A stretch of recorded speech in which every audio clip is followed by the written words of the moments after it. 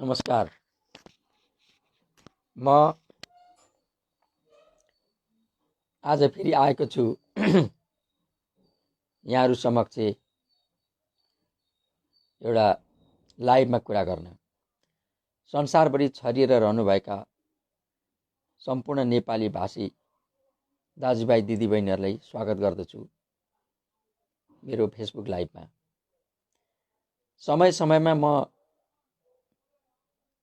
Facebook लाइभमा आउने गर्छु र यसमा मलाई कुनै विषयमा बोल्न मन लागे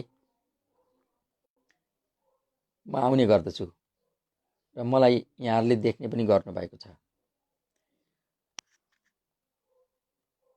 2 वर्ष पहिला मैले लगातार लीलालेखनमाथि लामै समयसम्म लाइभ गरेको थिएँ। कोरोना कहर सुरु भएपछि वैशाख 1 गतेदेखि मैले 47 वटा लाइभ कार्यक्रमहरू गरेको थिएँ। त्यसपछि हप्तामा एकपल्ट गरौँ भन्ने सोच्दै थिएँ। कहिलेकाहीँ हप्तामा एकपल्ट आउँथेँ पनि शनिबार, तर केही हप्तादेखि म अहिले यसमा छैन। अब जबरजस्ती आउने पनि केही कुरा आउँदैन, खास विषयहरू भए पनि आउने हो। लाइभ भनेको यो त्यतिकै मनोरञ्जन गर्नका लागि आउन पनि सकिन्छ, यसै अनौपचारिक गफ गर्न आउन सकिन्छ, तर खास कुरा लिएर आयो भनेदेखि त्यसको केही महत्त्व हुन्छ भन्ने पनि लाग्छ। आज म एउटा साहित्यिक सन्दर्भसँग जोडिएर आउँदैछु र त्यो सन्दर्भ छ विश्वेश्वर प्रसाद कोइराला। विश्वेश्वर प्रसाद कोइरालाको नाम नसुन्ने कुनै पनि नेपाली मान्छे सम्भवतः छैन भन्छु म। विश्वेश्वर प्रसाद कोइरालालाई नजिकबाट भेट्ने, चिन्ने, बोल्ने पनि हुनुहुन्छ, तर अब उहाँहरूको सङ्ख्या कम भइसकेको हुनुपर्छ। तर विश्वेश्वर प्रसाद कोइरालाको नेपाली समाजमा के योगदान हो, के भूमिका हो भन्ने कुरा चाहिँ सबैलाई थाहा छ। आज उहाँको जन्मदिन। उहाँ सन् 1914 सेप्टेम्बर 8मा उहाँको जन्म भएको। करिब करिब 106 वर्ष पुरा भयो उहाँ जन्मेको र 1982 जुलाई 21मा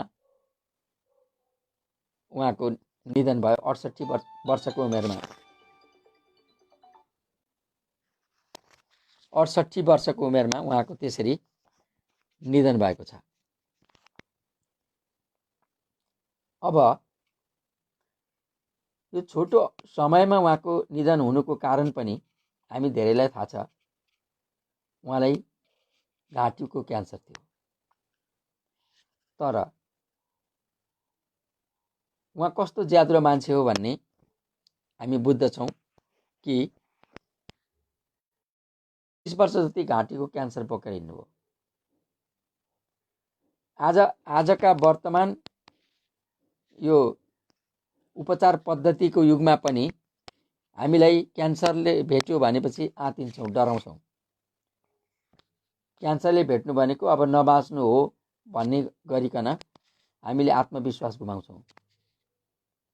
तर त्यस समयमा विश्वेश्वर प्रसाद कोइरालाले क्यान्सरलाई कसरी बोक्नु होला त? कसरी क्यान्सर बोकेर हिँड्नु होला त? अहिलेको जस्तो उपचार पद्धति पनि थिएन, सुविधा पनि थिएन। अहिले त हामी काठमाडौँमै अथवा नेपालमै प्रशस्त क्यान्सर अस्पतालहरू खोलिसकेका छौँ हामीले। तर त्यस बेला क्यान्सरको उपचार गर्नको निम्ति भारतमै पनि सुविधा सम्पन्न अस्पतालहरू भइसकेका थिएनन्। त्यही बेलामा उहाँ आन्दोलनमा हुनुहुन्थ्यो, जेलमा हुनुहुन्थ्यो। सधैँ एउटा राजनीतिक सङ्घर्षसँग जोडिएको थियो उहाँको समय। त्यो व्यस्तताका बिचमा उहाँले एउटा असाध्य रोग पनि बोकेर हिँड्नुभयो। विश्वेश्वर प्रसाद कोइरालाका केही त्यस्ता कुराहरू सम्झन मन लाग्छ मलाई, जसले उहाँको आत्मविश्वास र आत्मबलको प्रतिनिधित्व गर्दछन्। यी कुराहरू उहाँले आफ्ना पुस्तकहरूमा लेख्नु भएको छ। अनि आफ्नो जेल जर्नल, त्यस्तै आफ्नो कथा, किताबहरूमा ठाउँ ठाउँमा उहाँले आफ्ना त्यस्ता संस्मरणहरू लेख्नु भएको छ। केही संस्मरण मलाई दोहोऱ्याउने पनि गर्छु। एकपल्ट उहाँलाई काठमाडौँमा राणाकालमै समात्यो। अनि समातेपछि उहाँलाई दरबारमा उभ्याइयो, राणा प्रधानमन्त्रीहरूका भारतरका अगाडि उभ्याइयो र के भनियो भने तेरा साथीहरू को छन्, अरूका पनि नाम बता भन्दाखेरि बिपीले नाम बताउन मान्नु भएन। नाम कसैलाई पनि बताउँदिन भनेको छु, त्यसकारण म तपाईँहरूलाई यो मेरा साथीहरूको नाम बताउँदिन भन्नुभयो। त्यसो भनेपछि जति खेर्दा पनि नबताएपछि ल यसलाई 100 कोर्रा हान्नु भन्ने आदेश भयो। अनि बिपीले त्यति बेला के भन्नुभयो भने हुन्छ मलाई हान्नु 100 कोर्रा, खप्न सकुन्जेल खप्छु, खप्न नसके चाहिँ बेहोस हुन्छु, बेहोस भएपछि थाहै पाइँदैन, हान्नु 100 कोर्रा, जति कोर्रा हाने पनि हुन्छ भनेर उहाँले भनेपछि अब के हान्नु कोर्रा नहानिकन जेल पठाइयो। कोर्रा नहानी जेल पठाइयो। जेलभित्र पसेपछि उहाँले फेरि अनसन सुरु गर्नुभयो। नेपालको इतिहासमा पहिलो व्यक्ति बिपी नै हुनुहुन्थ्यो जसले 27 दिनसम्म अनसन गर्नुभयो, आमरण अनसन। त्यो आमरण अनसन तोड्न राणा सरकारले सकेन। एकदमै अब मर्ने नै अवस्था भइसकेपछि बिपीका आमालाई बोलाएर आमालाई फकाउन लाउँदाखेरि उहाँले के भन्नुभयो भने यस्तो छोरो त म त लिएर जान्न, यो मर्न आँटेको सिरिक भएको मान्छे त लान्न। मैले पहिला पनि मेरो लोग्नेलाई, मेरो पतिलाई जेलबाट लास लिएर गएको थिएँ, कि म यसको लास लिएर जान्छु कि यो तङ्ग्रेर हिँड्न सक्ने भएको लिएर जान्छु। यस्तो यो झुम्रो जस्तो भइसकेको छोरोलाई म लिएर जान्न भनेर आमाले पनि लान मान्नु भएन। अनि राणालाई समस्या भयो, कसरी अनसन तोडाउने हो त, मर्न त दिनु भएन, किनभने दबाब परिसकेको थियो, भारतका नेहरू गान्धीहरूको दबाब परिसकेको थियो। अनि अनेक गरेर अनि बिपीको उपचार आदि के गरिकन अनसन तोडाइएको थियो। यी दुईटाले के देखाउँछ भन्दाखेरि सहने शक्ति, आफूभित्र सहने शक्ति चाहिँ कति हुन्छ त, कतिसम्म सहन सकिन्छ भन्ने कुरा हो। सबभन्दा डह्रो चिज भनेको आत्मबल रहेछ। अझ एउटा अर्को उदाहरण पनि मलाई सम्झना छ, त्यो के भने उहाँले नै लेखेकोमा आफ्नो कथा भन्ने किताबमा लेख्नु भएको छ। त्यहाँ उहाँले के भन्नुभएको छ भने उहाँलाई कैटे निक्लेछ। कैटे भन्ने एउटा घाउ, यो फिलामा कतै निक्लिन्छ, पिलो जस्तै, पिलो भन्दा पनि अझ ज्यादा पीडादायी हुने कैटे भन्ने घाउ उहाँलाई निक्ल्यो बनासमै हुँदा, सानो बच्चामा, केटाकेटीमा। एकदमै गरिब परिवार थियो त्यति बेला। 40-42 जनाको कोइराला परिवार जो निर्वासित भएको थियो, गरिबीको चरम अवस्थामा, चना भिजाएर काँचो चना खाएर बाँचिराखेको बेला बिपीलाई कैटे निक्ल्यो। उपचार गर्ने पैसा छैन। अनि त्यसरी उपचार गर्ने पैसा नभएको बेलामा अब त्यो कैटे फुटाउनलाई एनेस्थेसिया दिनुपर्छ, बेहोस बनाउनुपर्छ। अब त्यो किन्ने पैसा छैन, त्यो नदिकन फुटाउन सकिँदैन, बच्चाले सहँदैन, यो पीडा अति नै हुन्छ भनेर चिकित्सकहरूले भने। अनि अब पैसा छैन, नफुटाइ पनि भएको छैन। त्यो अन्यल भएको बेलामा त्यो बालक बिपीले के भनेको छ भने होइन, फुटाइदिनु, म सहन्छु, म खप्छु, फुटाइदिनु भनेको छ। अब केही उपाय नभएपछि उसले पनि सहन्छु भनेपछि लुन त भनेर फुटाइयो। अनि के लेखेको छ बिपीले भने साह्रै दुःख हो, अनि एकछिनपछिदेखि म त निदाएछु भनेर लेखेको छ क्या। निदाएछु भनेको बेहोस भएछु होला, बेहोस भयो, बेहोस भयो, फुटायो, पिपसिप निक्ल्यो, घाउ निको भयो। अहिले हामी हाम्रा शरीरमा कुनै सानो चोट घाउ केही लाग्यो भने हामी पहिल्यै त्यो घाउको पीडाभन्दा बढ्ता हाम्रो मन डराउँछ र हामी कसरी खप्नु जस्तो गरिरहेका हुन्छौँ। आत्मबल ठुलो उपचार हो। बिपीले ठुल्ठुला सङ्घर्षहरू आत्मबलका साथ गरेको छ। शारीरिक, मानसिक, राजनीतिक सबै खालका निर्णयहरू आत्मबलका साथ गरेको छ। विश्वेश्वर प्रसाद कोइरालाको जीवनीबाट हामीले बुझ्नुपर्ने के हो भने मानिसको सबभन्दा ठुलो शक्ति आत्मबल हो, निरन्तरता हो, अनि अठोट हो। चिताएपछि, सोचेपछि, निर्णय गरेपछि पछि नहट्ने, त्यो हामीले बुझ्नुपर्छ। मोदी ऐन उपन्यासमा एक ठाउँ उहाँले लेख्नु भएको छ, धेरै ठाउँमा प्रयोग हुन्छ त्यो कुरा कि ठुलो मानिस हुन नखोज्नु, असल मानिस हुन खोज्नु भनेर। एउटा सामान्य सरल मान्छे हुनु, सबैसँग मिल्न सक्ने, सबैसँग घुलमिल हुन सक्ने, सबैका कुरा सुन्न सक्ने, त्यस्तो मान्छे हुनु। समाजबाट चुडिएर, वातावरणबाट अलग्ग बसेर त्यस्तो बोल्नै डर लाग्ने, हेर्दै डर लाग्ने, अगाडि पर्नै डर लाग्ने त्यस्तो खालको व्यक्तित्व नबनाउनु, सरल र साधारण व्यक्तित्व बनाउनु भन्ने उहाँको भने। अब त्यस्तो व्यक्तित्व हामी कतिले बनाइरहेका हुन्छौँ।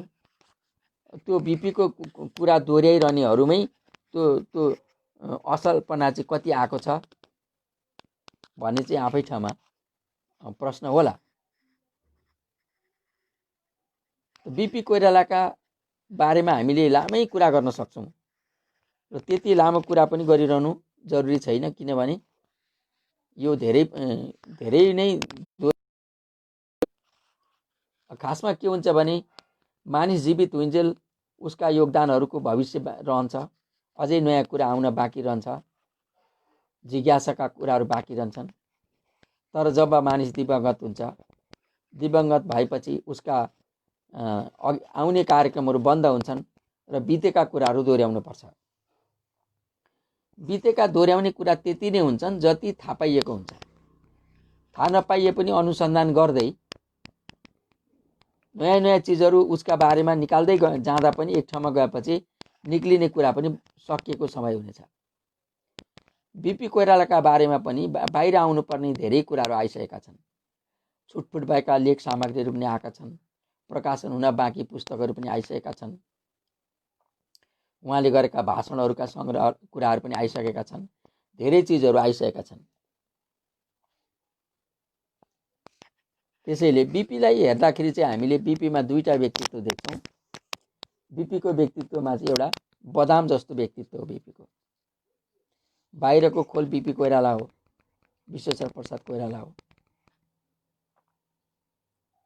भित्र चाहिँ बिपी दुईटा, जस्तो बदाममा दाना अलग अलग हुन्छ भित्रपट्टि, त्यस्तै दुईटा व्यक्तित्व, एउटा राजनीतिक व्यक्तित्व, एउटा साहित्यिक व्यक्तित्व। ती दुईटा व्यक्तित्वहरू एक ठाउँ भेट हुने एकदम गाह्रो छ। त्यहाँ धेरै मिहिनेत गरेर हेऱ्यो भने अलिअलि भेटिएको देखिन्छ, नत्र भने देखिँदैन। जस्तो कि बदामको खोलभित्र दुईटा दाना अलग अलग हुन्छ, बिचमा एउटा सानो डाँडो जस्तो ढिस्को हुन्छ जसले ती दुईटा दानाहरूलाई भेट गर्न दिँदैन। एउटै खोलभित्र दुईटा तिनटा पनि हुन्छन्, हामी दुईटा दानाको कुरा गरौँ। ती दुईटा दाना स्वतन्त्र छन्, एउटै खोलभित्र छन्, हल्लिन्छन्, तर एकअर्कामा भेट हुँदैनन्। त्यहाँ बिचमा भेट्न नदिने एउटा सानो ढिस्को जस्तो हुन्छ। बिपी कोइरालाको व्यक्तित्वमा पनि त्यस्ता दुईटा दाना छन्, एउटा राजनैतिक बिपी, एउटा साहित्यिक बिपी। हामीले बिपीको कुरा गर्दा दुईटै व्यक्तित्वको कुरा गर्नुपर्छ, तर त्यो दुईटै व्यक्तित्व लामो कुरा हुन्छ। म साहित्यकार भएको हुनाले व्यक्तित्वको आज म कुरा गर्न चाहन्छु।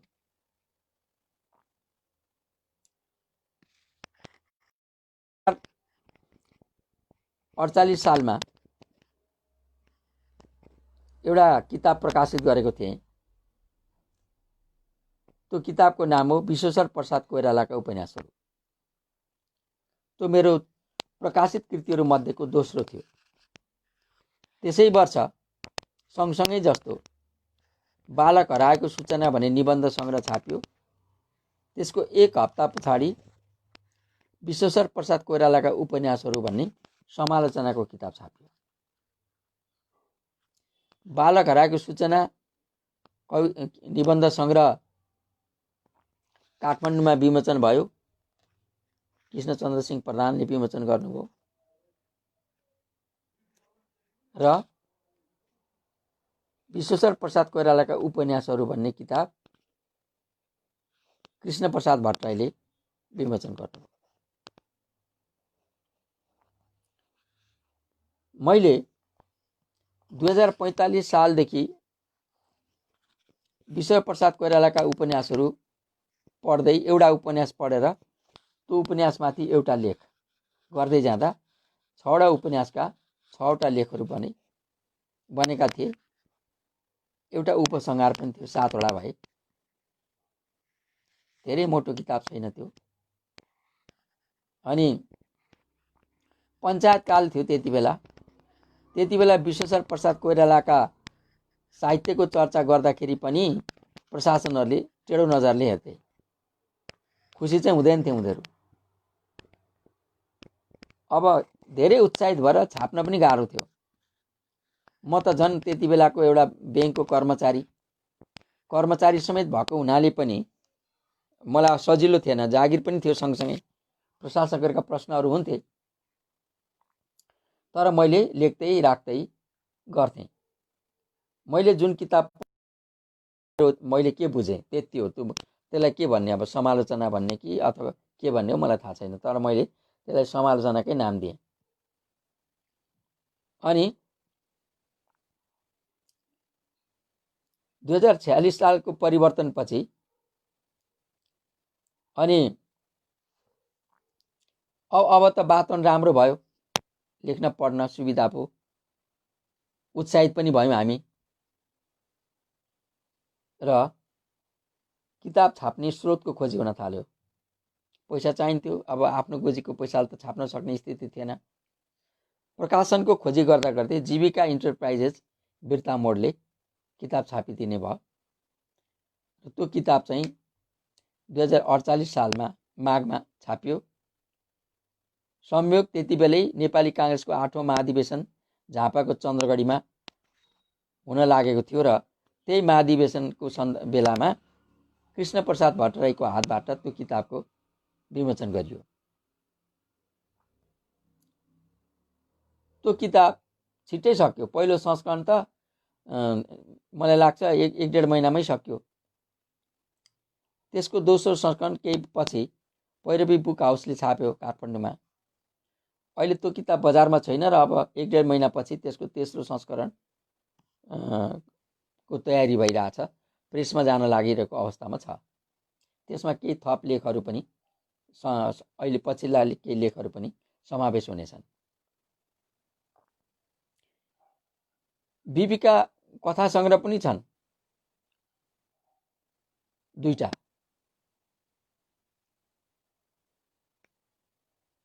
कथा सङ्ग्रह र 6वटा उपन्यास गरी 8वटा आख्यान कृतिहरू उहाँका हुन्। कविताहरू पनि छन् फुटकर। एउटा सानो कविता सङ्ग्रह पनि छ, तर कविताहरू धेरै चर्चित भएनन्। उहाँ कवितामा उहाँ सफल भएको देखिएन। उहाँ दार्शनिक मान्छे भएको हुनाले आफ्ना दर्शनलाई आख्यानमा हाल्न सजिलो भएर उहाँले आख्यानतिर आफूलाई अगाडि बढाउनु भयो। दोषी चस्माका कथा धेरै पहिले छापेका हुन् कथामा, तर उपन्यासी उहाँले धेरै पछि लेख्नु भएको छ।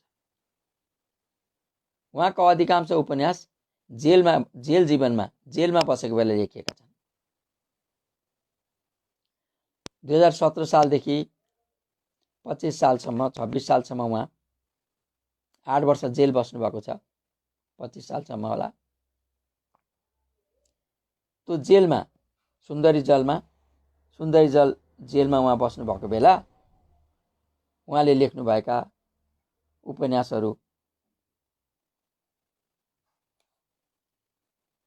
ती हुन् सुम्निमा, तिनगुम्ती, मोदी आइन, बाबुआमा र छोरा, नरेन्द्र दाई आदि गरेका उपन्यासहरू।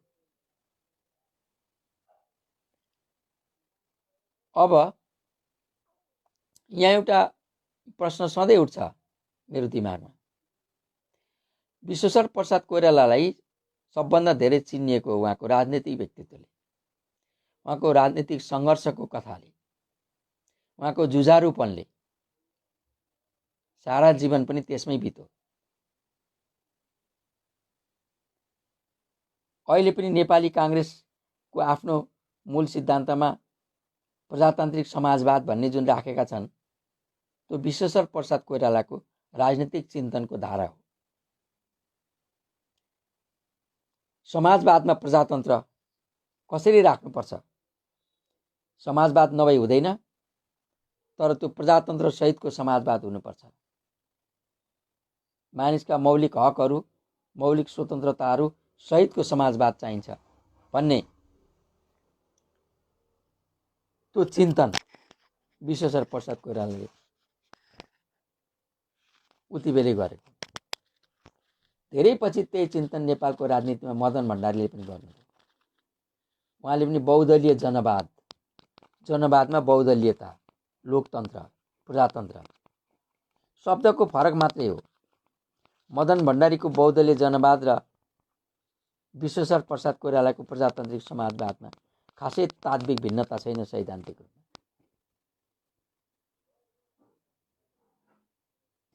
जे भन्न खोजेको, तिनै दुईटा चिन्तनको शक्तिले नै वास्तवमा आजको संविधान बनिएको पनि हो। कम्युनिस्ट पार्टीले एउटा फरक देखिन लागे कम्युनिस्ट पार्टी भनेर भनिरहेको भए पनि त्यसको अन्तर्यमा जाँदाखेरि बहुदलीयता, लोकतन्त्र भएको कारणले नै 10 वर्षे जनयुद्धमा एउटा रुट कम्युनिस्ट शासन सत्ता स्थापित गर्छु भन्ने क्रान्तिकारी धारबाट आएका बाबुराम प्रचण्डजीहरूले पनि यिनै दुईटा धारले बोकेको लोकतन्त्र, प्रजातन्त्र, मानवाधिकारमा सही गर्नु परेको थियो र आज हामीले प्राप्त गरेको संविधान थियो। आज प्राप्त भएको संविधानको चुरो कुरो भनेको विश्वेश्वर प्रसाद कोइरालाको प्रजातान्त्रिक समाजवादी चेतना हो। उहाँले स्थापना गरेको उहाँको पार्टी, राजनीतिक दल, पार्टी अहिले कहाँ छ, कस्तो अवस्थामा छ, कस्तो अन्तर्द्वन्द्वमा छ,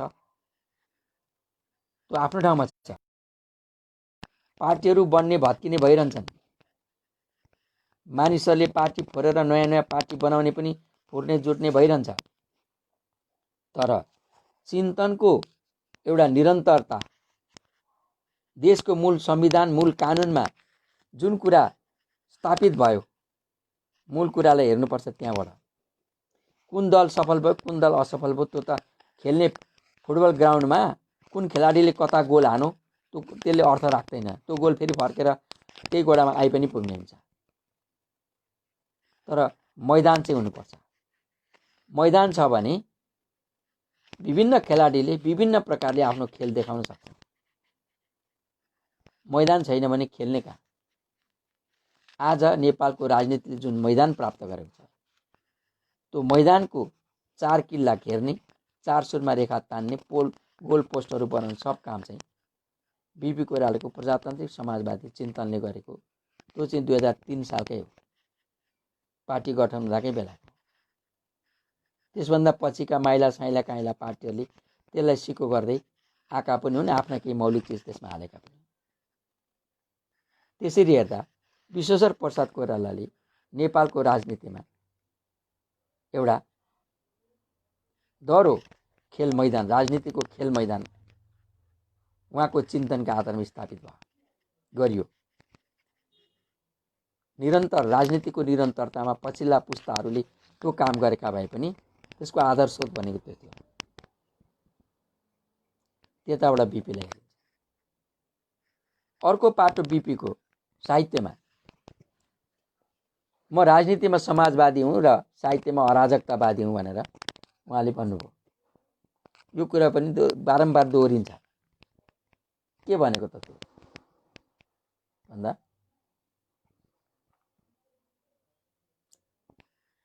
साहित्यमा चाहिँ गएपछि लेखक मनोविज्ञानभित्र प्रवेश गर्छ। मनोविज्ञान भनेको चाहिँ अराजक हुन्छ। मान्छेको मन चाहिँ अराजक हुन्छ। मान्छेको मन कुनै कानुन, सिद्धान्त, दृष्टिकोणका आधारमा चल्दैन। मनोविज्ञान चाहिँ प्रत्येक व्यक्ति मनमा अराजक हुन्छ। मनभित्र ऊ जे पनि सोच्न सक्छ, जे पनि कल्पना गर्छ। उसले अपराध पनि सोच्न सक्छ, जस्ता जस्ता कुछ पनि उसले मनमा सोच्न सक्छ। तर व्यवहारमा आउँदा ती सब चिजलाई दबाएर बाहिर अर्कै खालको व्यवहारमा चल्नुपर्छ।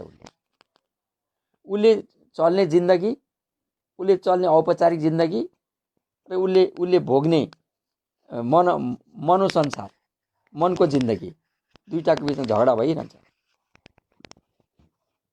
धेरै जसो अवस्थामा मान्छे चाहिँ औपचारिक जिन्दगीबाट दमित भइरहेको हुनाले कुण्ठा बाँचिरहेको हुन्छ, कुण्ठित। उसले चाहेको के थियो गर्न पाइँदैन। शासन सत्ताले गर्न दिँदैन, सामाजिक कानुनले गर्न दिँदैन, व्यक्तिगत चरित्रका परिभाषाहरूले गर्न दिँदैन, धेरै चिजहरूले गर्न दिँदैन। अनि कुण्ठा बोकेर बसिरहेको छ। त्यो कुण्ठा कुनै न कुनै ठाउँमा गएर अर्कै ढङ्गले फेरि त्यो विस्फोट हुन्छ। कहिलेकाहीँ अपराधमा पनि परिणत हुन्छन् कुण्ठाहरू। त्यसैले लेखक पनि मनको लेखक, मनको अध्येता चाहिँ अराजक नभइकन त्यसले लेख्न सक्दैन। अराजक कुरालाई अराजकै नभइकन कसरी लेख्ने? साहित्यमा म अराजकतावादी। कुनै राजनीतिक दलले, पार्टीले, विचारले, सिद्धान्तले, दर्शनले केहीले पनि मलाई नियन्त्रण गर्न सक्दैन। धर्मले, राजनीतिले, मनोविज्ञान, कुनै पनि दर्शन जुन हुन्छ त्यो दर्शनले मलाई नियन्त्रण गर्न सक्दैन। म हरेक दर्शनको आलोचक हुन सक्छु, हरेक दर्शनको बिब्लाटो बाटोमा हिँड्न सक्छु। त्यो हिँड्न म स्वतन्त्र छु। त्यो स्वतन्त्रता नै अराजकता हो। तर त्यो अराजकताले पनि एक ठाउँमा गएर फेरि एउटा राजक स्थिति सिर्जना चाहिँ गरेको हुन्छ। राजनीतिमा जसरी एउटा सिद्धान्त, कानुन, संविधानमा हिँड्नुपर्छ, साहित्यमा चाहिँ म अराजक छु, त्यसरी हिँड्दैन भनेर उहाँले भन्नुभएको थियो। हो पनि। र अधिकांश लेखक साहित्यकारहरू अराजकै हुन्छ। भन्नलाई विभिन्न साहित्यिक सिद्धान्त, दर्शनहरू लिएर हिँडेका लेखकहरूले आफूलाई खास कुरामा म यसमा हुँ, अडेको हुँ त भन्ला, तर भित्र पसेर हेऱ्यो भने उसमा अराजकता नै भएको हुन्छ। म यहाँ केही साथीहरू आउनुभएको छ, उहाँहरूलाई हेरौँ है को आउनुभयो। कुरा अगाडि बढाउँछु एकछिनपछि। फेरि धेरैजना आउनुभयो। डाक्टर हेमनाथ पौडेल सुरुमै आउनुभएको छ, सरलाई नमस्ते गरेँ। अनि श्री परसाई हुनुहुन्छ, योगेन्द्र बिमली, राधिका ओली, अनि लता खरेल पनि हुनुहुन्छ, नमस्कार दाजु भन्नुभएछ, नमस्ते। अनि डिपी सङ्ग्रौला, चन्द्र शिवाकोटी हुनुहुन्छ, नमस्कार सर, मैले भर्खरै मात्र पढेको प्रसङ्ग हजुरले उठान गर्दा रमाइलो लाग्यो। चन्द्र शिवाकोटी उहाँ पैरवी बुक हाउस प्रालीको अध्यक्ष पनि हो। त्यस्तै रूपेन्द्र प्रभावी जोशी हुनुहुन्छ, उहाँले कटु लेख्नुहुन्थ्यो, अचल जोशी लेख्न थाल्नुभयो, पोखराबाट हुनुहुन्छ।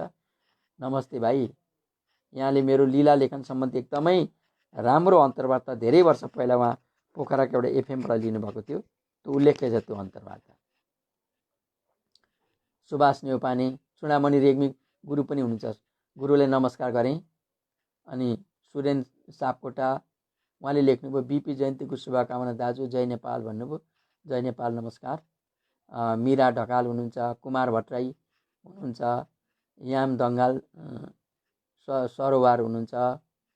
अनि त्यस्तै चन्द्र शिवाकोटीले फेरि थप्नुभयो करिब करिब यसै हप्ता प्रेसमा जान्छन् 3वटै पुस्तकहरू। अघि मैले चर्चा गरेका किताबहरू, बिपी कोइरालासँग जोडिएका किताबहरू र बिपीकै विचारसँग जोडिएको सिके पर्साईका विचारहरू भन्ने किताब, सिके पर्साईको आजको सरल राजनीति भन्ने किताब, यी किताबहरू चाहिँ तुरुन्त अहिले पहिरो बुक हाउसले प्रकाशन गर्दैछ र यसै हप्ता प्रेसमा पठाउँदै हुनुहुन्छ भनेर उहाँले लेख्नुभयो। रिद्धि लक्ष्मी कायस्थ हुनुहुन्छ, अमेरिकाबाट हेरिरहनु भएको छ। हरि फुएलले इलामबाट हेर्नुभएको छ। कमल जङ्गलले हेरिरहनु भएको छ। हरि फुएलले लेख्नुभयो समग्र मानवीय संवेदनाका प्रतिमूर्ति विश्वेश्वर प्रसाद कोइरालाप्रति हार्दिक सदासुमन भन्नुभयो। विष्णु सुब्बा घले भाइ गुरुङ सिक्किमबाट उहाँले पनि नमस्कार सर भन्नुभयो। त्यसै रामकुमार विमली हुनुहुन्छ अमेरिकाबाट। कृष्ण निराकार चन्द्रगढीबाट हुनुहुन्छ। बलराम तिवारी हुनुहुन्छ। निराकार कृष्णले फेरि नमस्ते लेख्नु भएछ। त्यस्तै शारदा देवी विमली पनि हुनुहुन्छ अमेरिकाबाट। सुरज गुरुङ, यतिहरू हुनुहुन्छ। अझै पनि अरू नामहरू एकछिन पछि म फेरि पढ्छु, त्यहाँ को आउनुभएको छ, उहाँका केही प्रतिक्रियाहरू तपाईँहरूका छन् भने पनि म पढौँला। म भन्दै थिएँ बिपी कोइरालाका दुईवटा पक्षमा, एउटा राजनीतिक पक्ष, एउटा साहित्यिक पक्ष। साहित्यिकमा उहाँले आफूलाई अराजकतावादी भन्नुभयो भन्ने कुरा। मैले यहाँ के भन्न खोजिरहेको थिएँ भने बिपी कोइराला जेलमा हुनुभयो, 8 वर्ष जेल बस्नु। बिपी कोइराला, विश्वेश्वर प्रसाद कोइराला भनेको नेपालको क्रान्तिको पहिलो व्यक्ति, क्रान्ति नेतृत्व गर्ने पहिलो व्यक्ति। तर बिपीले कहिले पनि आफूलाई पहिलो बनाउने प्रयत्न गर्नु भएन। पार्टी गठन गर्दाखेरि पनि अरूहरूलाई नै अध्यक्ष बनाइदिने, जिम्मेदारी अरूलाई दिने। तर उहाँको भनाइ के थियो भने अध्यक्ष को हुनुपर्छ हुनु, पार्टीको नाम के राख्नुपर्छ भन्ने राख्नु, तर पार्टीको भित्र चाहिँ के हुनु पर्यो भने त्यो प्रजातान्त्रिक समाजवादी चेतना हुनु पर्यो, क्रान्तिकारी चेत हुनु पर्यो, अन्यायका विरुद्ध लड्ने शक्ति हुनु पर्यो। त्यसको नेतृत्व जसले गरे हुन्छ, मैले नि गर्नुपर्छ भन्ने छैन भन्ने उहाँको भनाइ थियो। धेरै पछिसम्म पार्टी अध्यक्ष हुँदा मातृका प्रसाद कोइरालालाई अध्यक्ष बनाए, दाजुलाई अध्यक्ष बनाउनु भयो। जबकि दाजु त कर्मचारी, राणा सरकारकै जागिर पनि खाएको थियो मातृका प्रसाद कोइराला कुनै समय। पछि सुवर्ण शमशेरलाई उहाँले के अरे त्यो आफ्नो अध्यक्षता उहाँलाई दिनुभयो, कृष्ण प्रसाद भट्टराईलाई दिनुभयो, कक्कलाई दिँदै जानुभयो। मै हुनुपर्छ भन्ने उहाँले लिनुभयो। त्यो चेतना र दृष्टिकोण चाहिँ सशक्त छ भने जसले गरे पनि हुन्छ भन्ने एउटा त्यो दार्शनिक चेत भएको मान्छे। देशमा प्रजातन्त्र समाजवाद चाहिन्छ भन्ने। तर 8 वर्ष जेल बस्दा उहाँले प्रजातान्त्रिक समाजवाद सम्बन्धी कुनै यत्रो ठेली किताब लेख्नु पर्थ्यो। उहाँले कार्ल मार्क्सले के अरे कम्युनिस्ट सिद्धान्त लेखे जस्तो प्रजातान्त्रिक समाजवादका यत्रा ठेली 8 वर्षभरि बिपीले ठुल्ठुला किताबहरू लेख्नु पर्थ्यो। त्यसले नेपालको राजनीतिलाई मात्र होइन कि विश्व राजनीतिमै त्यसले फरक कुरा लिएर जान सक्थ्यो होला। तर उहाँले लेख्नु भएन। राजनीतिक किताब लेख्ने ठाउँमा उहाँले उपन्यासहरू लेख्नुभयो। मोदी ऐन, 3 घुम्ती, सुम्निमा, बाबुआमा र छोरा, हिटलर र यहुदी, यसलाई किताबहरू लेख्दै जानु। त्यसले के देखाउँछ त भन्दा उहाँले एक ठाउँमा भनेको पनि छ, म चाहिँ पारिवारिक परिस्थितिको कारणले म राजनीतिमा आएको हुँ, मूलत म राजनीतिक मान्छे नै होइन भनेर पनि भनेको छ। कहीँ उहाँलाई राजनीति गर्ने इच्छै थिएन। तर यसरी राजनीतिमा उहाँ चाहिँ त्यो खोलाले बगाउँदै बगाउँदै बगाउँदै बगाउँदै जबरजस्ती त्यो खोलाले बगाएर लगे जस्तो भइकन बग्दै बग्दै राजनीतिमा पुग्नु परेको स्थिति उहाँका कथा जीवनी हेर्दा पनि थाहा हुन्छ। तर उहाँ भावुक, कल्पनाशील, अब अध्ययनशील, एउटा अर्कै खालको इच्छा भएको, रुचि भएको मान्छे हुनुहुन्थ्यो। त्यसैले जेलको जुन एकान्तता उहाँलाई प्राप्त भयो नि, जन्मेर हुर्केदेखि उहाँले चाहिँ जहिले भागाभाग, जहिले पनि शरणार्थी जस्तो, कहिले इन्डिया कहिले नेपाल भागेको छ, क्रान्ति भनेको छ, लडाइँ भनेको छ, जेल भनेको छ, अनेक हुन्थे। तर पछिल्लो जेल जुन पाउनुभयो उहाँले, एउटा विकसित दिमाग सहितको लामो अनुभव बोकेको प्रधानमन्त्री भइसकेपछि प्रधानमन्त्रीबाट सत्ताच्युत गराइएर जेलमा जुन हाल्यो, त्यो अवधिमा उहाँले त्यो एकान्ततालाई उहाँले आफ्नो रुचि, मूल रुचि जे हो त्यो रुचितिर उहाँले लाउँदाखेरि के गर्नुभयो भने साहित्य उहाँको मूल रुचि थियो। फटाफट उहाँले उपन्यासहरू लेख्नु, 6वटा उपन्यास, नाम 6वटा भई, किसिम 6वटा भई, चेतना पनि 6वटै। सुम्निमामा उहाँले नेपाली जाति कस्तो हो त नेपाली जाति भनेर पहाडका नेपालीहरूको, किराँत र आर्यहरूको कसरी मिलाप छ र नेपाली जाति भयो, किराँत र आर्यको रगत कसरी मिसिएको छ र एउटा फरक चेतना र सोच भएको नेपाली जाति बनेको छ भनेर त्यो देखाउनु भएको छ। नरेन्द्र दाइमा एउटा मधेसी नागरिक र पहाडे नायक र मधेसी नायिकाको बिचमा प्रेम देखाएर त्यहाँ पनि एउटा मधेस र पहाडको एउटा मित्रता, प्रेमको जीवन देखाएको छ। मोदी ऐनमा एउटी महिला नारी को हटका विरुद्ध अर्की नारीले आफ्नो मत जाहेर गरेको छ। त्यो महाभारतको एउटा कथामा, महाभारतको लडाईँको बारेमा एउटा सन्दर्भमा के भनेको छ भने त्यहाँ दुईटी नारी, एउटी द्रौपदी छन् पाण्डवकी श्रीमती, अर्की एउटी नारी छन् कौरवको पक्षबाट युद्धमा भाग लिन जाने घोडसवार सैनिककी श्रीमती, अर्की एउटी नारी छन्। त्यो घोडसवार सैनिक, कौरवको पक्षबाट लड्ने घोडसवार सैनिककी श्रीमतीको मतपट्टिबाट त्यो मोदी ऐन उपन्यास छ। र त्यो उपन्यासमा त्यो महिलाले के भनिन्छन् भने द्रौपदीको एउटा अहम र घमण्डले हामी सबैका लोग्नेहरू किन मर्नु परेको, उनको आफ्नो तुष्टि, अहम तुष्टिको निम्ति सारा हामी महिलाका लोग्नेहरूले त्यहाँ गएर मर्दिनु पर्ने चाहिँ किन? त्यो त उनीहरूको लडाइँ त पारिवारिक हो नि त, अंशबन्डाको के लडाइँ हो। त्यसमा हामी सबैका लोग्ने किन मर्नु परेको, हामीले किन विधवा हुनु पर्ने भनेर प्रश्न उठाएको छ। यो प्रश्नले हामी साहित्यमा लीला लेखनको कुरा गर्छौँ, लीला लेखनको दृष्टिकोणबाट लेखेको पहिलो उपन्यास चाहिँ मोदी ऐन हो भन्ने मलाई लाग्छ। त्यसमा बिपीले त्यो मान्छेको आवाज त्यहाँ सुरु गरेको छ, हेपेको, थिचेको, दबिएको, अभिलेख नहुने वर्गको आवाजबाट त्यो उपन्यास सुरु भएको छ। कुनै पनि पुराणका कथाहरू, राजा महाराजाका कथाहरू, त्यहाँ जनता हुँदैन। जनताले के दुःख पाए वा सुख पाए वा जनताको मत के थियो भन्ने कुरा कुनै पनि पुराणका कथाहरूमा भेटिँदैन। एउटा गरिब जनताको प्रतिनिधि गरेको छ एउटा सुदामाले, कृष्णको साथी, त्यसलाई पनि कृष्णले धनी नै बनाइदिएको छ। कोही गरिब छैन, गरिब छन् होला, छन्, किन हुँदैनन्? गरिबको कथै होइन। सारा राजा महाराजाहरूका, मन्त्रीहरूका, रानीहरूका, ठुल्ठुला मान्छेहरूका कथाहरू हुन् पुराणहरू भनेका। त्यही पुराणभित्र एउटा प्रश्न उठाएको छ बिपीले। एउटा कौरवको पक्ष, पाण्डवका विपक्षको युद्धमा भाग लिने घोडचढी कि श्रीमतीको मतबाट द्रौपदीसँग चाहिँ प्रश्न गरेको छ। द्रौपदी र रानी र सैनिककी श्रीमतीको बिचको प्रश्न छ र सैनिककी श्रीमतीको प्रश्न छ, तिम्रो अहमका अगाडि हाम्रा लोग्नेहरू किन मर्नु पर्ने? त्यो मृत्युपछि हामीले पाउने के?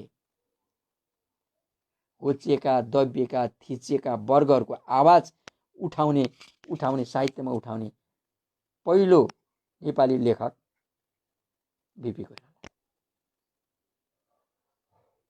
पछि आएर तिनै चिज राजनीतिमा पनि लागू हुँदै जाँदाखेरि पछिल्ला कालहरूमा नेपाली काङ्ग्रेसको नेतृत्वमा भएका जनआन्दोलनहरूमा के आवाज उठ्यो भन्दाखेरि जनजाति, आदिवासी, मधेसी, महिला, दलितहरूका आवाजहरूमाथि ल्याइए। तिनै आवाजहरूलाई सम्बोधन गर्दै देशको संविधान पनि बन्यो। सारा मत भिन्नताहरू शिथिल भए, साना साना मत भिन्नता बाँकी छन्, ती त पुरा हुँदै जालान्। साहित्यबाट यो आवाजको सुरुवात साहित्यबाट मोदी ऐनबाट बिपीले गरे। नरेन्द्र दाइमा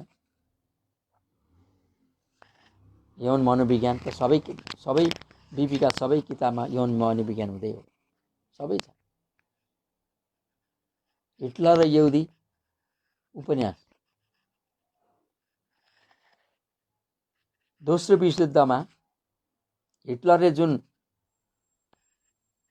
अत्याचार गरेको छ, जुन नरसंहार गरेको छ, अन्याय गरेको छ मानिसहरूमाथि, हिटलर सबभन्दा विश्वको इतिहासको सबभन्दा नकारात्मक पात्र हो। हिटलर मानवताका विरुद्धको सबभन्दा नकारात्मक पात्र हो हिटलर। तर हिटलरलाई पनि गीताको आँखाबाट हिटलरको पक्षमा, त्यो दोस्रो विश्वयुद्धको पक्षमा हिटलरको नजरबाट दोस्रो विश्वयुद्ध जायज थियो कि थिएन भनेर बिपीले हेरेको छ। त्यो फरक आँखा हेर्ने, अन्यायका विरुद्ध लड्नुपर्ने। मरे स्वर्गको लाभ गर्छस्, बाँचे पृथ्वीको भोग गर्छस्। अन्यायका विरुद्ध उठा गण्डीप भनेर अर्जुनलाई कृष्णले भने जस्तै पहिलो विश्वयुद्धमा भर्सायको सन्धिबाट, भर्सायल दरबारमा भएको जुन मित्र राष्ट्रहरूले गरेका सन्धिमा पहिलो विश्वयुद्धमा जर्मनीलाई 1 लाखभन्दा बढी सेना राख्न नपाउने, हात हतियार सबै जिम्मा लाउनु पर्ने, अनि सबै भूमिहरू जर्मनीका ले जितेका अथवा जर्मनीको साम्राज्य जुन थियो त्यो साम्राज्य सबै जिम्मा लाउनु पर्ने, अनि त्यो पहिलो विश्वयुद्धमा भएको सम्पूर्ण अरबौं डलर जति खर्च थियो त्यो जम्मै खर्च जर्मनीले गर्नुपर्ने। त्यस प्रकारका सन्धि शर्तहरू राखेर सन्धि गरेर जर्मनीलाई शताब्दीौं 100औं वर्षसम्मको लागि पङ्गु बनाइएको थियो। त्यो सन्धिले कहिले उठ्न नसक्ने गरी पङ्गु बनाएको जर्मनीमा एउटा सर्वसाधारण, एउटा हिटलर, एउटा नागरिकबाट उठेर आएको, एउटा पहिलो विश्वयुद्धमै लडाइँ लडेको एउटा कर्नेलको युद्ध, कर्नेल भएर पहिलो विश्वयुद्ध लडेको एउटा सैनिक, पूर्व सैनिक जर्मनको राजनीतिमा प्रवेश गरेर 1919बाट राजनीति प्रवेश गरेर 1937मा गएर विश्वयुद्ध घोषणा गरे। विनाश भयो। धेरै मान्छेहरूको अन्य अत्याचारको 5-7 करोड मान्छे मरे। विनाशक हो त्यो। नारकीय ढङ्गबाट मान्छेलाई उसले ग्यास चेम्बरमा हालेर मार्यो, के गर्यो, कति गर्यो, त्यो वर्णन गरेर साध्य छैन। मैले पनि पछि एउटा गेस्टापो भन्ने उपन्यास लेखेको छु, त्यो पनि पुनर्संस्करण हुँदैछ त्यसैमाथि। तर बिपीले के हेरेको छ भने के त यो युद्ध अनिवार्य थिएन, युद्ध नगरी नहुने अवस्था थियो, कहिले तिरिसक्थ्यो त जर्मनीले त्यो सबै चिज। बलियाले कमजोरलाई थिचिरह्यो भने कमजोरले पनि एक दिन बल उठाउँदाखेरि विनाश त गर्छ। यस प्रकारले बिपीको हेर्ने नजर जहिले पनि अरूभन्दा फरक हेराइ। हरेक कृतिमा सुम्नी मामा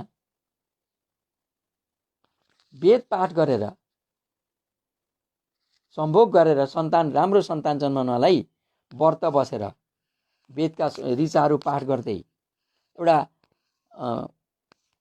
अनुष्ठान गरिकन सम्भोगरत भई प्रेग्नेन्ट भएको, गर्भवती भएपछि राम्रो छोरो जन्मिन्छ भन्ने त्यो आर्यहरूको वैदिक परम्परा अनुसार सन्तान जन्माउने परम्पराले कहिले सन्तान जन्मिँदैन। तर होसै बेगर त्यत्तिकै कुनै अनुष्ठान नगरिकन भएको संसर्गबाट गर्भवती भन्छ। त्यसमा दिमागमा पुरुष र स्त्री दुईटैका दिमागमा काल्पनिक प्रेमी र काल्पनिक प्रेमिकाहरू जीवित छन्। पुलुमाको दिमागमा एउटा भिल्ला युवक छ, सोमदत्तको दिमागमा सुम्निमा छ। सोमदत्तले सुम्निमा सम्झिँदै पुलुमासँग सम्भोग गर्दैछ। पुलुमाले भिल्ला पुरुष युवक सम्झिँदै सोमदत्तसँग सम्भोग गर्दैछ। त्यो सम्भोगको आनन्द, काल्पनिक प्रेमीसँगको सम्भोगको आनन्द गर्दा गर्दै त्यहाँ गएर पो गर्भवती हुन्छन् त तिमी। कुन प्रकारको त्यो चित्रण, मनोविज्ञानको चित्रण, यौन दर्शनको चित्रण त्यो छ। त बिपी कोइरालाको साहित्यमा, कथामा, उपन्यासमा हामीले बिपी कोइरालाका कथा पढ्यौँ भने पनि 1 से 1 कथाहरू छ। ती जम्मैको चर्चा अहिले गरिँदैन। म यहाँ विश्वेश्वर प्रसाद कोइरालाका उपन्यासहरू भन्ने कृतिकाको उपसंहारका केही बुँदाहरू पढेर म बाहिर निक्लिन्छु। त्यो किताबको उपसंहारमा केही उनका किताबहरूमा के कस्ता चिजहरू छन् भन्ने बारेमा समग्र उपन्यासको समालोचनाको अन्तिमको बुँदाको कुरा गर्छु। उपन्यासकारका सबै उपन्यासहरूका बारेमा अध्ययन गर्न सबैभन्दा ज्यादा सुगम उनको आफ्नो कथा भन्ने हो। त्यो चाहिँ 11 वर्षको बच्चासम्मको कथा चाहिँ आफ्नो कथामा छ। त्यो धेरैजनाले बिपीका पछिका किताबहरूको चर्चा गर्छन्, तर आफ्नो कथाको चर्चा धेरै कम सुन्छु म। धेरैजसो पात्रहरू, आफ्नो कथाका धेरैजसो पात्रहरू उनका उपन्यासमा छन्। ती केही नामहरू उनले हेरफेर पनि गरेका छन्, जस्तो जुन्टु नानी, कान्छी नानी भनेकी सान नानी, मिसरजी, नरेन्द्र दाई आदिहरू नरेन्द्र दाई उपन्यासमा छन्। सुम्निमा उपन्यासभित्रको सोमदत्तको यौनकुण्ठा उपन्यासकार कोइरालाको आफ्नै कुण्ठा हो, जो उनको बाल्यकालमा उनीहरूकामा पाहुना भएर आएको ठाकुरनाथको भाइ च्यान्टा बाबुको यौन उत्तेजक शिक्षा र चरित्र विशारदको यौन विरोधी शिक्षाको द्वन्द्वबाट बनेको बाल मनोगठन। एकातिर अस्वाभाविक किसिमबाट यौन अरुचिको उत्तेजना गराउने कुण्ठा कोइरालाभित्र विकसित भएको कुरा उनको आफ्नो कथामा पढ्न पाइन्छ भने त्यही समस्या सोमदत्तमा प्रत्यारोपित पनि भएको छ। कवि तारानाथकी जेठी श्रीमतीलाई मोदी ऐनमा र उनकी कान्छी श्रीमतीलाई गौरी भाउजूमा प्रतिस्थापित गरेर कोइरालाले आफूले बालककालमा प्राप्त गरेका नारी वात्सल्यताहरूलाई व्यक्त गरेका छन्। उनका उपन्यासहरूभित्र पाइने प्राय सबैजसो चरित्र, घटना र मनोविश्लेषण पक्षका कुराहरू कोइरालासँग सिधै सम्बन्धित छन्, जो उनको आफ्नो कथामा पढ्न पाइन्छ।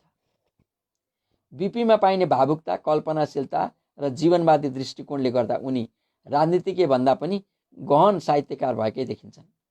उनले आफ्ना कृतिमा उठाएका प्रश्नहरू र छनौट गरेका पात्रहरू नै यी कुराका प्रमाणहरू हुन्। बिपीको बाल्यकालदेखिको स्वभाव नै कसैको चित्त नदुखाउने र अर्काको अहममाथि चोट नपुर्याउने खालको भएको हुँदा उनका कृतिमा पाइने सबै पात्रहरू यस कुरामा सचेत छन्। कसैले त्यो सीमालाई नाग्न गएका भए उनीहरू त्यसै उपन्यासभित्रको पतनोन्मुख चरित्रमा परिणत पनि भएका छन्। उनका सम्पूर्ण उपन्यासहरूको अध्ययनपछि यो टुङ्गोमा पुगिन्छ कि विश्वेश्वर प्रसाद कोइरालाको लेखक व्यक्तित्व सम्झौतावादी छ। उनका हरेक पात्रहरू सङ्घर्षका जतिसुकै गहिराइमा उत्रे पनि अन्त्यमा सम्झौताको बिन्दुमा पुगेर समस्याको हल गर्दछन्। उनीहरूको बीचको आपसी सम्झौताबाट उपन्यासले देखाएको सङ्केत भविष्यको निरन्तरतातिर छ। सङ्घर्ष, विनाश र पलायनबाट हुने मानवीय परिणतिका विरोधमा उपन्यासकार आफ्ना पात्रहरू उभ्याउँछन्। जतिसुकै ठुला समस्या र अनमेलहरूको अन्त्य पनि यदि जीवनमुखी यात्रामा जानु छ भने त्यो सम्झौताबाट मात्र सम्भव छ र मानिसको सृष्टिपछि आजसम्म आएको यो विकास र उन्नतिको वर्तमान पनि यिनै सम्झौताहरूकै हरेक विवाद र सङ्घर्षपछि मानिसले अन्त्यमा सम्झौता गरेको छ र त्यही सम्झौताले उसलाई अघि बढ्न झन्झन प्रेरित गर्दछ। तीन घुम्ती उपन्यासमा इन्द्रमायाको चरित्र सङ्घर्षशील छ। ऊ आफ्नो दृष्टिकोण र आस्था उप अत्यन्त इमान्दार छ। सम्झौताको सबै शर्तहरूमा ऊ बराबरीको हकको दाबी गर्छ, तर जब त्यो प्राप्त हुँदैन ऊ विद्रोह गर्छ र आफ्नो निर्णयमा जीवनलाई लैजान्छ। यसरी लैजानु पर्दा ऊ आफ्ना बाबुहरूबाटै थाल्दछ र पिताम्बर कहाँ पुग्छ। पिताम्बरबाट प्रेम लिन्छ र सन्तानका लागि रमेश कहाँ पुग्छ। पिताम्बरबाट प्रेम लिन्छ र सन्तानका लागि रमेश कहाँ पुग्छ। तर जब पिताम्बर रमेशकी बच्चीलाई स्वीकार गर्दैन ऊ आफ्नो निर्णय गर्छ र निस्कन्छ। बराबरीको सम्झौताको बदला जब पिताम्बरबाट उसले तिरस्कार पाउँछ ऊ पिताम्बरबाट आफूलाई मुक्त पारी छोरीसँगको एकाकी जीवन बिताउन लाग्छ।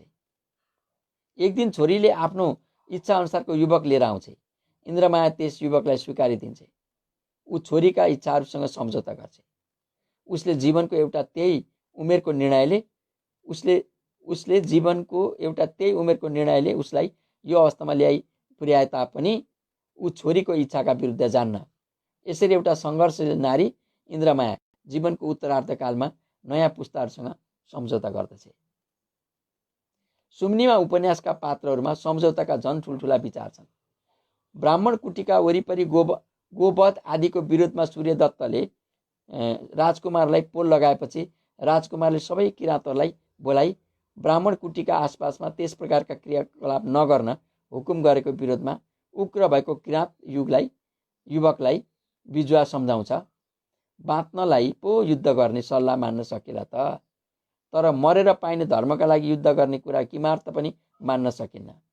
उनीहरूको साथभन्दा मासतिर हाम्रो गाईको काट्ने थलो सारिदेऊ न भइगयो नि। यसरी सजिलैसँग एउटा विनाशबाट आफ्नो जातिको रक्षा गर्छ बिजुवा दाई। सुम्निमा आफ्नी छोरी र सोमदत्तको छोराले आपसमा विवाह गरेपछि सम्झाउँछ, तिमीहरू सम्झौताको बाटोमा अघि बढ्नु र तिम्रा सन्तानहरूले पनि सम्झौताको बाटोमा अघि बढ्न सकुन्। यसरी आर्य र किराँतहरू बीच सम्झौता गरी आपसी युद्ध र हतियारका विकल्पमा दुवैले आफ्ना केही शर्तहरू त्यागेर जीवनको आगामी बाटोमा अघि बढ्दछन्। नरेन्द्र दाई अन्त्यमा परित्यक्ता गौरीका काखमा आएर सुत्छन् र यसरी भन्छन्, गौरी, हाम्रो घरमा यति राम्रो सफा र सिनित्त परेको एउटा मात्र कोठा छ भनेर मलाई कहिल्यै थाहा थिएन। उनी आफ्ना कमजोरीहरू व्यक्त गर्न प्रायश्चितार्थ छन्। गौरी आफ्ना पतिका प्रति कुनै पूर्वाग्रह राख्दैनन् र निस्वार्थ भावले सेवा गर्दछन्। गौरी भाउजूकी सौता हुन आएकी मुनरियाप्रति रिसाएको सानो बाबु धेरै वर्षपछि बनारसमा मुनरियालाई भेटेपछि सम्झौता गर्दछ। मुनरियाभित्रका वेदनाहरू सुनिसकेपछि आफ्ना सबै धारणाहरूलाई त्यागी ऊ गौरी प्रति झैँ नै विवेकी भइदिन्छ। मोदी ऐनकी नारी महाभारतको युद्धको विरोधमा छ। 13 वर्ष अघिको एउटा सानो कुरालाई उठाएर पुरुषहरूलाई युद्धका निम्ति प्रेरित गर्नु हुँदैन भन्ने उसको विचार छ। गीताको सत्य जतिसुकै भएर पनि त्यो जीवनमुखी छैन। गीताको सत्य कटु सत्य हो। त्यसलाई अपनाउनु पर्दा पनि तर त्यो लोकप्रिय छैन।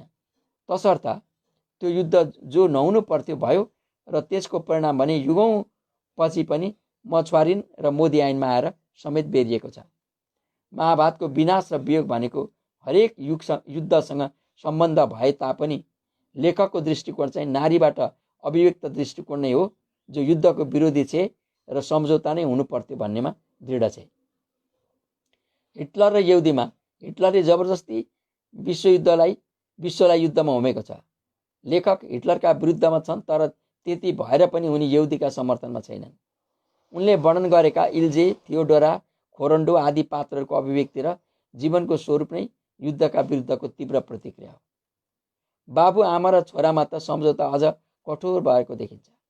प्रेमीबाट छुटिएर एउटा बुढाकी दुलै भएर भित्रिएकी उमा हरेक क्षणहरूसँग सम्झौता गर्दै जान्छ र अन्त्यमा त्यो बुढोलाई नै प्रिय पतिका रूपमा ग्रहण गर्छ। प्रेमीको वीर्यबाट प्राप्त गर्वलाई बुढाको पुत्र बनाएर जन्माउँछ, तर एक दिन त्यही प्रेमी नै उसको लोग्नेको जेठीपट्टिको छोरोको रूपमा घरमा आइपुग्छ। उनीहरू आपसमा आमा र छोराको रूपमा विधिवत सम्झौता गर्दछन्। कोइरालाका कृतिमा पाइने यी सम्झौतावादी उपसंहारहरू स्वयं कोइरालाका व्यक्तित्वका प्रतिछायाहरू हुन्। उनको व्यक्तित्व नै सम्झौतावादी थियो। उनका जीवनका अन्य क्षेत्रहरूमा पनि यी कुराहरू लागू भएका पाइन्छन्। उपन्यासकार विश्वेश्वर प्रसाद कोइरालाका कोइराला उपन्यासकार मात्र नभई एक महान राजनीतिज्ञ पनि हुन्। दक्षिण पूर्वी एसियाका महान राजनीतिज्ञहरू मध्येका एक समाजवादी नेता बीपी कोइराला नेपालको राजनीतिक सङ्घर्षको इतिहासका चम्किला तारा हुन्। बीपीका राजनीतिक निर्णयहरूको अध्ययन गर्दा उनका साहित्यिक कृतिहरूमा देखिएका विशेषताहरू नै त्यहाँ पनि पाइन्छन्। 2007 सालको दिल्ली सम्झौतालाई स्वीकार्नु, मोहन शमशेरको मन्त्रीमण्डलमा बस्नु, 2017 साल पौष 1 गते राजाले आफ्नो वचनबद्धताप्रति अनैतिकता प्रदर्शन गरी प्रजातन्त्रको अपहरणको पछि पनि बारम्बार राजासँग पुनः प्रजातन्त्रको माग गर्दै सम्झौताका शर्तहरू राखिरहनु, अन्तर्राष्ट्रिय विशाल उथलपुथल र सिक्किम विलयलाई देखेपछि राष्ट्र सङ्कटमा परेको घोषणा गरी राष्ट्रिय मेलमिलापको नीतिले जबरजस्ती स्वदेश फर्काउनु, जनमत सङ्ग्रहको घोषणालाई स्वीकार्नु, धाँधलीपूर्ण भए तापनि जनमत सङ्ग्रहको घोषणालाई स्वीकार गर्नु, जनमत सङ्ग्रहको परिणामलाई स्वीकार गर्नु आदि विश्वेश्वर प्रसाद कोइरालाका राजनीतिक जीवनमा देखेका निर्णायक घडीहरू हुन् र उनले हरेक घडीमा आफूलाई शान्तिपूर्ण सम्झौताका बीच दृढ बनाएर उभ्याएको पाइन्छ। बीपीका यी माथिका धेरै जसो सम्झौताहरू अलोकप्रिय थिए, तर कोइरालाले आफ्नो कथामा लेखेका छन्, आफ्नो कथा भन्ने किताबमा लेखेका छन्, नेतृत्वको सबभन्दा ठुलो गुण त्यसको यस परखमा हुन्छ कि आन्दोलन कुन कुन क्षणदेखि पतनोन्मुख हुन थाल्छ त्यो क्षण पुग्नु भन्दा पूर्व नै नेताले जनतालाई नैराश्यबाट बचाउँछ स्थगन गर्ने आदेश दिने साहस लिनुपर्छ। यसो गर्दा हुनसक्छ नेताले कटु आलोचनाको शिकार हुनु परोस्। यस लान्छनाको कि यदि नेताको स्थगनको आदेश नआएको भए आन्दोलनले आफ्नो लक्ष्य प्राप्त गरिसक्ने थियो इत्यादि। यसबाट आन्दोलन हारेको ठहरिँदैन। आन्दोलनमा सरिक भएको जनताको उत्साह कुण्ठित हुँदैन र भविष्यको आन्दोलनका लागि उनीहरू तत्पर रहिरहनेछन्। भए पनि त्यस्तै जनमत सङ्ग्रहको परिणाम स्वीकारिदिनाले एकपल्ट कार्यकर्ताहरूको बीच विशाल असन्तोष फैलियो, तर जनताको कटमरिएको जोस फेरि सत्याग्रहका रूपमा 42 सालमा देखियो। बमकाण्ड भयो, बीपीको नीति अनुरूप आन्दोलन फिर्ता लियो, जनताको जोस मरेको थिएन। 4 वर्षपछि पुनः उही जोसका साथ जनआन्दोलनको घोषणा भयो र प्रजातन्त्रको पुनः स्थापना भयो। विश्वेश्वर प्रसाद कोइरालामा देखिएको सम्झौतावादी चरित्रको बारेमा विभिन्न प्रकारका आलोचनाहरू भएको पनि पाइन्छ, तर बीपी भित्र रहेको सम्झौतावादी चरित्र रचनात्मक र विजन्मुख छ। उनको सम्झौताले युग, समय र व्यक्तिलाई पलायनता वा अगति प्रदान गर्दैन, बरु झन्झन अग्रगामी बनाउँदै लैजान्छ। बीपीको सम्झौतावाद भनेको जीवनको एक यथार्थ पक्ष हो। जीवन सबै समय युद्धोन्मुख हुँदैन र सङ्घर्षको अन्त्य भन्नु घाइते, अपाङ्ग तथा अर्धमृत अवस्थामा पुगेर आफ्ना शर्तहरू बीच पुनः लेनदेन गर्नु नै त हो। कोइरालाले युद्ध सम्झौताको कुरा गरेका छन्। कोइरालाले जुन सम्झौताका कुरा गरेका छन् त्यो सम्झौता भनेको आफूलाई दासतापूर्ण बनाई मिल्काइदिनु होइन, न कि आफ्नै शर्तहरूका विरुद्ध मौन खडा हुनु हो। उनका पात्रहरू, चरित्रहरू र अभिव्यक्तिहरू कहीँ पनि कमजोर र पलायन छैनन्। अस्तित्वपूर्ण जीवनका निम्ति चाहे राजनीतिक होस् चाहे साहित्यिक रूपमा होस्, कोइराला अत्यन्त उत्कृष्ट तर्क र विचारले युक्त छन्। विश्वेश्वर प्रसाद कोइरालाको साहित्यलाई धेरै जसो पाठक तथा समालोचकले अश्लील वा नाङ्गो भनी व्याख्या गर्ने गरेको भेटिन्छ। सुम्निमा उपन्यासकी सुम्नियाको भौतिक चित्रणलाई लिएर त एक प्रकारको विशाल आपत्ति समेत उठेको छ, तर श्लीलता र अश्लीलता भन्ने कुरा शारीरिक नग्नता वा आभूषणयुक्ततासँग सम्बन्धित हुँदैन। सबै नाङ्गा वस्तुलाई अश्लील भनिन्न, न कि सबै आवरणयुक्त वस्तु श्लील हो। ज्यादै श्रृङ्गार गरिएकी, परेला उखेलेकी, नङ पालेकी, ओठमा अप्राकृतिक लाली दलेकी, स्तन मात्र छोपिएको चोलो र नाइटो भन्दा तल बाँधेको साडी लगाएकी आदि सबै प्रकारको अत्याधुनिक श्रृङ्गारले युक्त भएकी कुनै नवयुवतीलाई कतिको श्लील मान्ने र एउटी भोकी, गरिब, बेसहारा तर उमेर पुगेको अर्धनग्न अवस्थाकी कुनै युवती जसको पोसाकको अभावमा स्तन वा पिँडुला वा तिघ्रा नै देखिन्छन् भने त्यसलाई कतिको अश्लील मान्ने। मानिसको शरीरमा अवस्थित यौनपूरक अङ्गहरू देखिनु मात्र अश्लीलता होइन, बरु आफ्नो अगाडिको व्यक्तिलाई यौन उत्तेजनामा ल्याउनका निम्ति जानी जानी वहन गरिएका अभिनय तथा श्रृङ्गारहरू त्यसमा जिम्मेवार हुन्छन्। तसर्थ सुम्निमाको निर्वस्त्रता भन्नु एक किसिमको भिल्ल सभ्यता अन्तर्गतको कुरा हो। सुम्निमालाई कोइरालाले कुनै यौन इच्छावश लगाएको कपडा खोलेर सोमदत्तको अघि उभ्याएका छैनन्। श्लीलता र अश्लीलता भन्नु नाङ्गोपनसँग सम्बन्धित नभई नाङ्गोपनको उद्देश्यसँग निर्भर गर्ने हुँदा रूपमा आएका छन्। प्रकृति स्वयं नाङ्गो छ, तर त्यो अश्लील छैन। कोइरालाका सम्पूर्ण कृतिहरूभित्रबाट प्रकाशित भइरहेको सबभन्दा तेजिलो उज्यालो भन्नु नारी स्वतन्त्रता र नारी चेतनाको ज्योति हो। त्यस चेतनालाई प्रमाणित गर्नका निम्ति कोइरालाले एकपछि एक कथा र उपन्यासहरू लेख्दै गएका छन्। कणेलनी, चन्द्रकुमारी, पवित्रा, मैया, विधवा, सुम्निमा, मुनरिया, इन्द्रमाया, नारी, रेखा, इल्जे, उमा, मोद्याइन, मछुवारिन आदि सबै नारीभित्र कोइरालाले पटक पटक प्रवेश गरेका छन्। नारीहरूभित्रको दमित उद्वेग जो कोइरालाको बाल्यकालमा उनका माइला काकाकी छोरीका मुखबाट उनले सुनेका थिए र त्यो कुरा उनीभित्र अभिमन्युभित्र चक्रव्यूह तोड्ने शिक्षा पसेझै भएको थियो र पछि त्यो उनका प्रत्येक उपन्यासका पात्रहरूमा कुड्का हुँदै बाँडिँदै गयो। वास्तवमा कोइरालाका प्रत्येक पात्रमा उनकी ती साइली दिदी नै बोलेकी छिन्। कोइरालाले आफ्नो कथामा साइली दिदीका विचारहरू यस प्रकार लेखेका छन्। स्त्री जातिको, यो साइली दिदीको विचार हो, स्त्री जातिको आफ्नो स्वतन्त्रता भनेको उसको आफ्नो शरीरमाथि निज अधिकारको पुनर्स्थापना हो। आजकल हाम्रो आफ्नो शरीरमाथि हाम्रो आफ्नो अधिकार छैन। स्त्री हर दृष्टिबाट पुरुषहरूभन्दा कमजोर हुन्छ, तर एउटा कुरोमा भने उसले आफूलाई पुरुषभन्दा अलिक बलियो पार्न सक्छ आफ्नो शरीरको आकर्षणमा, तर त्यही शरीरको उपभोग ऊ आफ्नो हितमा गर्न पाउँदैन। शरीर हाम्रो प्राकृतिक पुँजी हो, तर त्यसको उपयोग अरूले गर्छ। यसमा तपाईहरू गर्वसाथ भन्नुहुन्छ कि शोषण छैन, किनभने कमाउनेको भाग कसैले त्यहाँ हर्दैन रे।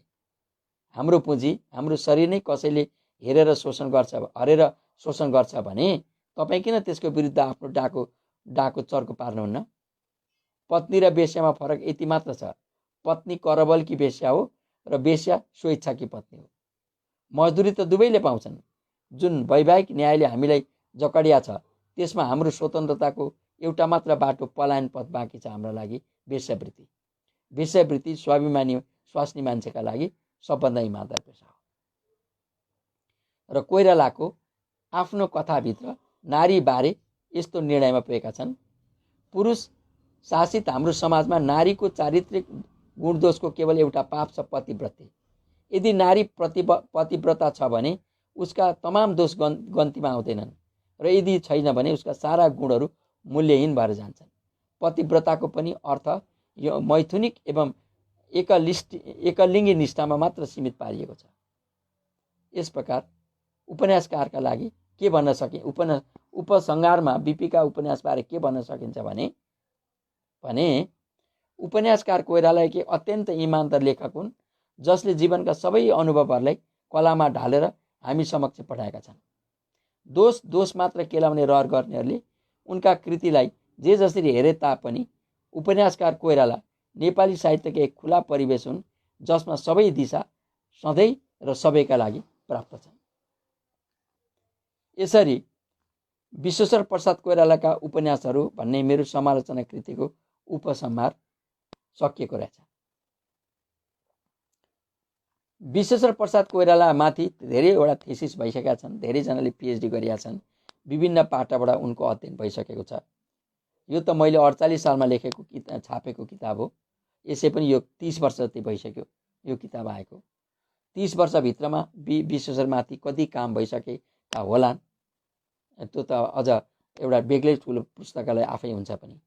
तर विश्वेश्वर प्रसाद कोइराला कहिल्यै पनि उदिन नसकिने, कहिल्यै पनि फुकी नसकिने एउटा त्यस्तो बिम्ब हुन् नेपाली साहित्यमा र नेपाली राजनीतिमा उनी असफल भए, असफल गराइयो उनलाई। अन्तर्राष्ट्रिय राजनीतिले उनलाई असफल गराइयो, तर उनको चिन्तन, उनको दृष्टिकोण र उच्च विचार कहिले असफल भएन।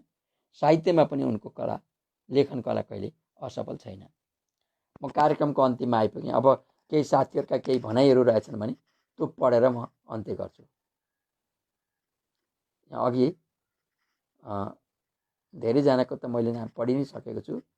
यहाँदेखि तल म हेर्दैछु, खड्गप्रसाद नेपाल हुनुहुन्छ, रामचन्द्र घिमिरे, बबी भट्टराई, मधु माधुर्य अमेरिकाबाट, लक्ष्मी सिमखडा, गोकुल अधिकारीले कवि धरावासमा मेरो पनि नमन भन्नुभयो, गोपी पर्साई हुनुहुन्छ, नारायण अधिकारी अमेरिकाबाटै, तुलसा पाठक पनि, अनि मधु माधुर्यले लेख्नुभयो प्रणाम दाई, कस्तो राम्रो र सरल विश्लेषण भन्नुभयो। मुक्तिनाथ पन्त पनि हुनुहुन्छ, अमेरिकाबाट हेरिदिनु भएको छ। पन्तजीले लेख्नुभयो 107औं बिपी जयन्तीको अवसरमा विश्वेश्वर प्रसाद कोइरालाप्रति हार्दिक श्रद्धासुमन भन्नुभयो। जीवन सुवेदी हुनुहुन्छ,